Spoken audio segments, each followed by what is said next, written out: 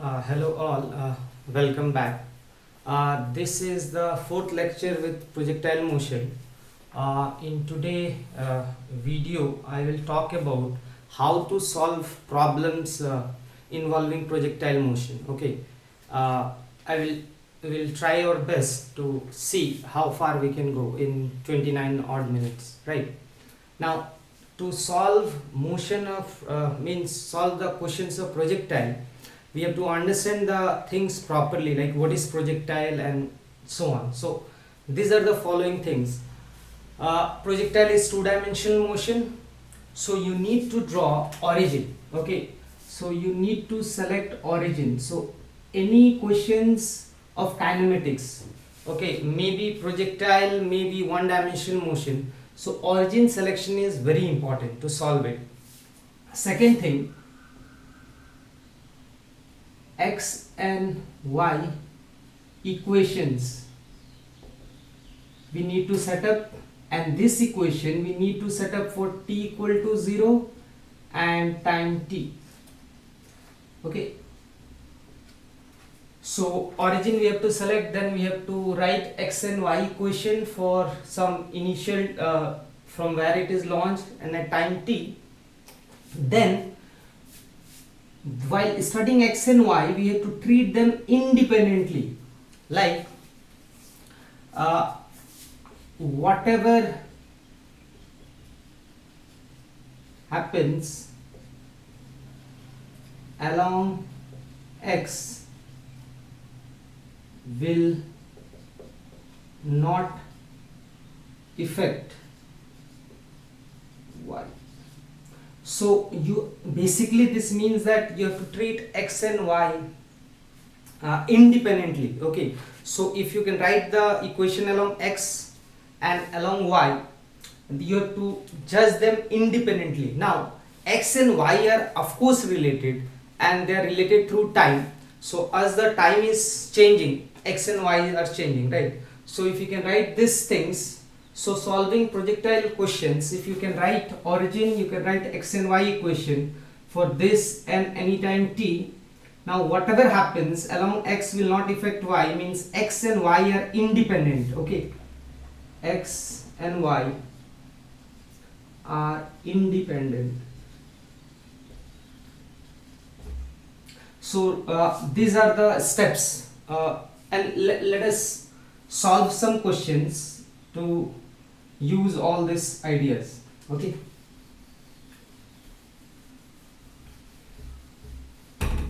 now let us discuss first question.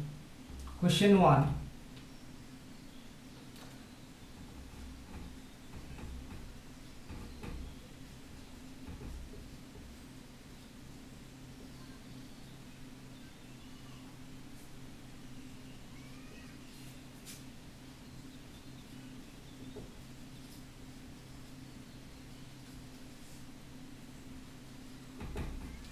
So this is a very general question, that in projectile motion how velocity changes with time, right? So to do that, let us just draw one. So suppose anything is projected with initial velocity u and at an angle theta. One more thing, in projectile motion generally u, theta and g are given. Okay, so u, theta and g are given. So this is a signature of projectile motion, generally this will be given. Okay, now so as it moves, let us say it reaches here, and at some time it reaches here, at some time it reaches here, and at some time it reaches here. So the question is how velocity changes with time. So to do that, we should know that velocity is tangent to a given point. So here the velocity will be something like this, here the velocity will be like this, here it will be like this, and here it will be like this, right? Now at this point, suppose I consider this to be my x-axis and this to be my y-axis. Okay, so at each point of the tail of the velocity vector, which is tangent, you can draw two axes, and this is suppose x-axis and this is y-axis. Now you can do this. Okay, this is x-axis parallel to that x-axis will be any line. So this is parallel to x and this is parallel to y, so they can be considered. Now if you draw perpendicular, this is Vx, and if you draw perpendicular, this is Vy. So at this point, okay, at this point V is resolved into Vx and Vy. Now, okay, just I will do the calculation here, so that otherwise this diagram will look complicated. Now suppose at this instant it is making an angle alpha. Okay, now so you can see at the highest point, okay, this is maximum height, at the highest point this alpha is 0. So as you have thrown, this theta has changed. Now here at this time the theta has become alpha, here alpha is 0. Okay, so as this projectile goes, this alpha changes with time, the direction of velocity with respect to x-axis. So velocity changes with time. Now you can all see that if this is my time t, okay, let us say, and this is at x and y,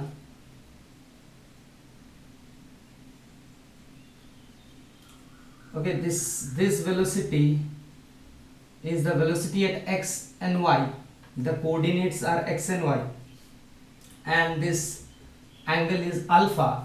So we can all write this, that Vx will be V cos alpha and Vy will be V sin alpha, right, from the component thing. Now we all know that in projectile motion along x, velocity is constant, right? So along x the velocity is constant, and what is that velocity? So if you draw perpendicular, this is u cos theta, this is u sin theta. So u cos theta does not change, so u cos theta is constant throughout the motion. Okay, what that means is this velocity vector, or suppose you draw a parallel, so this is my x and y axis, so this x vector, okay, which I have drawn here, here, this three are same. So this v cos alpha, okay, speed at time t along x-axis should be equal to, so v cos alpha will be equal to u cos theta, and you can see v will be equal to u cos theta by cos alpha. Now what that mean? Now apply this concept at the highest point. What is the value of alpha? So the value of alpha at highest point, this will be parallel to x-axis, this velocity vector. So alpha is 0. So at h, alpha is 0. So cos 0 is 1. So velocity or speed is u cos theta, right? So now what happens? This is the speed, right? At any point this velocity vector v vector is nothing but vx vector plus vy vector. Okay, this v vector is sum of this plus this. Now magnitude of this, since they are perpendicular to each other, vx and vy, the magnitude of speed is vx square vy square. So as the projectile moves, alpha changes with time, so because of that speed will change with time. Okay, and along x the velocity remain constant, but speed is the magnitude of x and y component, right? So because of that since Vx will not change, Vy will change, right, because of gravity. So V will change, so speed changes, and the minimum speed is here, right, which is u cos theta. Now you can see as it goes from here to here, it will lose speed. From energy point of view, it will gain potential energy, gravitational potential energy, and from here to here again it will accelerate. So this motion is deaccelerated from here to here along y-axis, and from here to here it's accelerated. Okay, it gains speed. Now there is also one question that if you launch with angle theta, at with what angle it will hit the ground and with what speed. So if we ignore air drag or anything, then okay, this is our 0 origin. If we ignore air drag and anything, then through conservation of energy we can prove that it will hit with the same speed as it was launched, and while hitting it will hit at this angle to be theta. So initially it is projected with angle theta with respect to horizontal. When it will hit, again it will make the same angle theta with respect to horizontal. Only one difference, okay, before hitting the ground the velocity will be actually like this. Okay, this is so this diagram you put it here. Okay, so actually this diagram, the velocity while hitting it will be this, so this angle will be theta. Okay, just if you measure this angle in anti-clockwise direction, this will be measured in clockwise direction. So according to trigonometric concept, this angle is theta, this angle is minus theta. Okay, we generally, when we measure the angle in anti-clockwise direction, we take it to be positive. So through conservation point of view, conservation of energy point of view, it will hit at this with same speed as it was launched, and it is launched at theta, it will hit at theta. Okay, and according to convention, this is plus theta, this is minus theta. So at any time speed can be calculated using this. Okay, now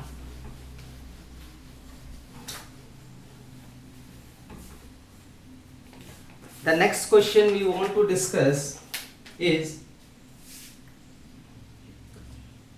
okay, one projectile good example will be water hose pipe also. So you can project water at different angles, right, and you will see the water will always go in the projectile motion. So suppose this question is, suppose from the same place you release two bullets with different speed. Now actually they are released from the same place, but I can't draw them at the same place. So same place, so this is bullet B1, this is bullet B2, and suppose horizontally it is thrown with velocity V1 and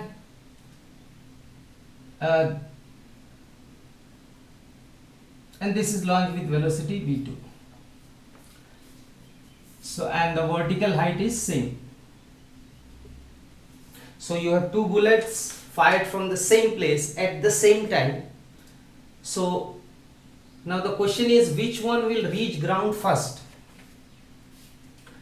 Now you can all understand these two can be equal, speed can be equal, V1 can be greater than V2, V2 can be greater than V1. Here I have drawn V2 vector to be bigger than this, so both are projected along x-axis, V2 is bigger than V1. Now you can all sort of think that because it will, let us say here it lands B2 and it has less velocity along x, so let us say B1 lands here. So we are considering this case, okay, V2 greater than V1. If both are same, you can all assume that they will land at the same place. Now what turns out that, okay, this is my origin. Now if I want to study this motion, this is, let us say, my origin 0 0, and this is my x-axis and upward is y-axis, this is my minus y-axis. Now it turns out that whether it is launched with all this three speed, T1 will be equal to T2, means bullet will land at the same time, both the bullets. How we are going to understand it? So again, as I told, we selected the origin, study the motion along x direction. So along x at time t equal to 0, x is 0, and initial velocity along x is 1 is v1, right, and initial velocity along y is 0, 1 is v1, v2, right, and both cases it is 0. So try to understand, two bullets have v1, v2 along x and along y it's 0. We also know that acceleration along x is 0 and acceleration along y is minus g. This is the information about x-axis. What about y? At time t equal to 0, y is also 0. Initial velocity along y is 0, 0 for both bullets, and okay, we have written this here, same thing. Now at time t, let us say it comes here at time t, right, or t1 and t2 we are writing. So at time t, what will be y for b1 and b2? So at time t, if you see both along y-axis, now just study the motion along y-axis. Along y-axis, both displacement is how much? So it has come from here to here. Y was 0, so initially y was 0, and finally y is minus h, right now. So initially y is 0, finally y is minus h. Then if you use the equation y equal to uyt plus half ayt square. Now while writing this equation, sometimes we make a mistake. This is the displacement, okay, this is not distance. So along y, the displacement will be this minus this, right, now final minus initial. So displacement is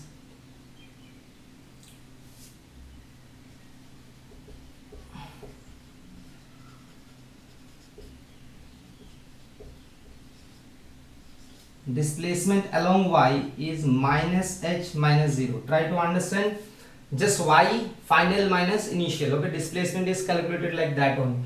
So displacement along this is minus h, so this will turn out to be minus h, okay, and what is initial velocity? 0.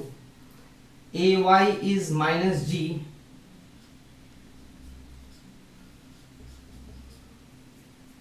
now if you solve this, it is very easy, you guys have done it earlier. You will get t equal to 2h by g. So if two bullets are projected from the same place at the same time with different speed or with the same speed along x, both will hit the ground at the same time, right? Now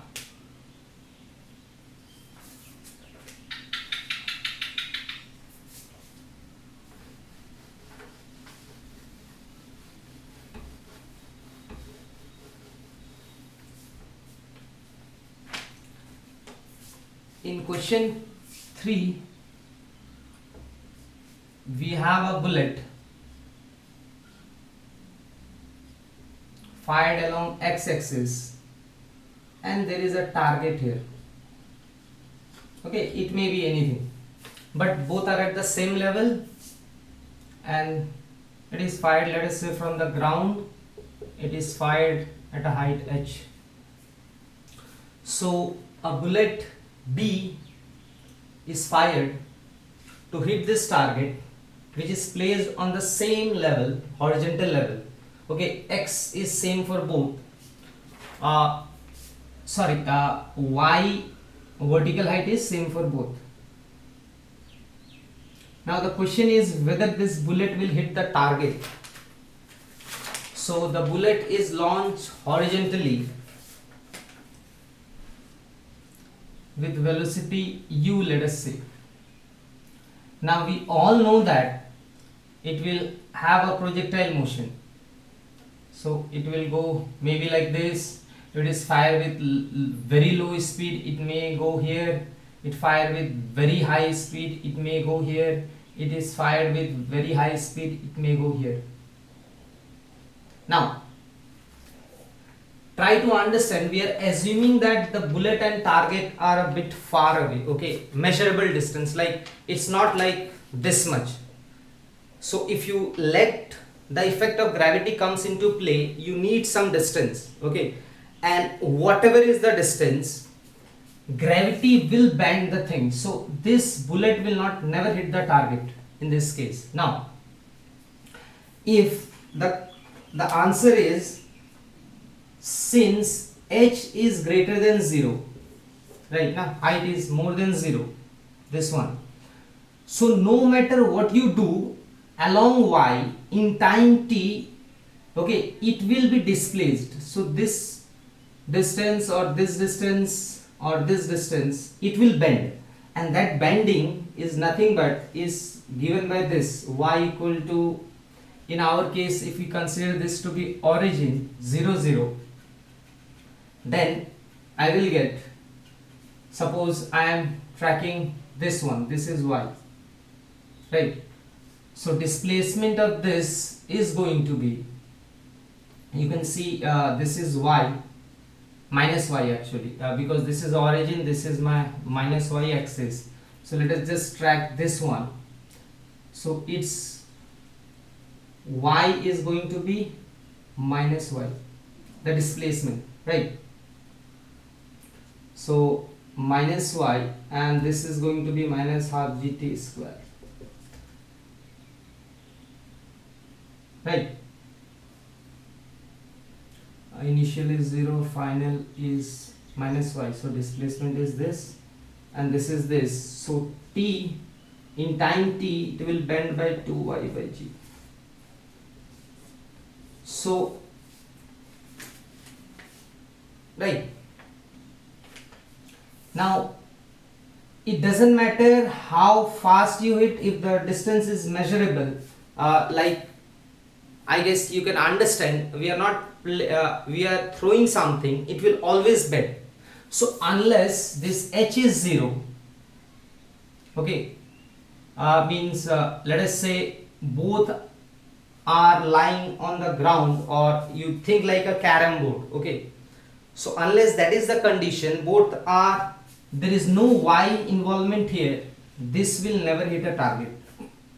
Now you may ask, what is the correct way to hit the target?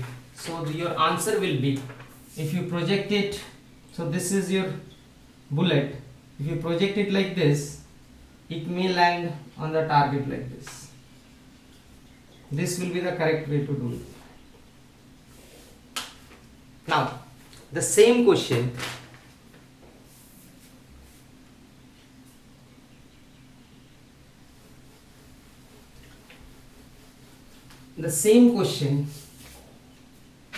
can we put it in this way,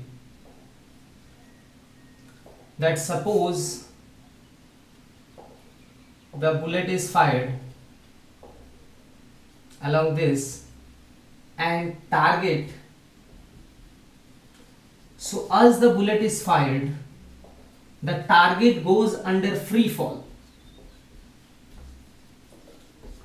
right, its initial velocity is 0. So now the question is whether the bullet will hit the target. Okay, let me repeat the question once more. In this case, the bullet is fired with velocity u, and as you fire the bullet, this target goes under free fall, okay, it just falls, okay, you can imagine it to be means fruit or anything, means something happen and it fall, or maybe something, okay. Now it turns out, again if I make this to be my origin, this is my x-axis, in time t, let us say it reaches here, the target comes here, it has this displacement, right? We can find it out. Along y direction apply equation of motion, so you will find this y will be equal to half gt square, right? This y. Now what about this one? So this one, you know that it will take projectile motion. It turns out that it will also bend by the same amount. This is amazing. Okay, so in time t, its velocity along y was 0, so this was the displacement of it. Okay, you can take whatever. So in time t, you will find that it will also bend by the same amount, half gt square. So both are falling half gt square in time t, so both will collide. And you can see for collision, so two things are involved. For collision to take place, its x and y coordinates